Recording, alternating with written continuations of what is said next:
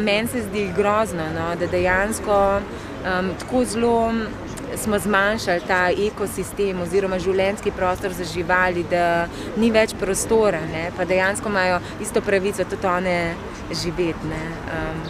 Tako da meni je res grozno, no, tudi za vse živali, tudi na splošno, mislim, kar se dogaja. Dosegli smo en rob, kjer same živalske vrste, rastlinske vrste izumirajo z res veliko hitrostjo. Mislim, da vsakih 5 minut ena rastlinska vrsta izumre, ne. Tako da nekaj bomo mogli narediti, no. In prav naraščanje prebivalstva je en večjih problemov, ne, zato ker dejansko, če hočemo zadovoljiti vse naše potrebe, se moramo širiti in s tem spodrivamo druga bitja. Kot da se človek počuti ogroženega od narave, ne?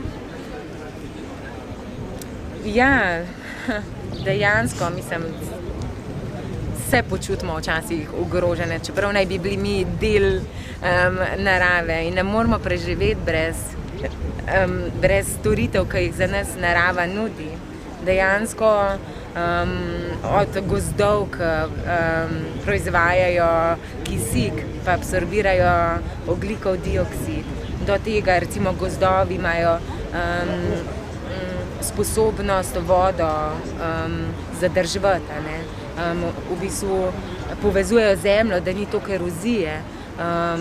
Potem samo recimo čebele, opraševanje, mislim, to so vse v bistvu funkcije narave, ki se jih niti zavedamo, ne. Recimo gozdovi tudi zelo stabilizirajo klimo na določenem področju, ni toliko vetrov zaradi njih, mislim, toliko enih funkcij imajo in so življenjski prostor in če bomo to uničili,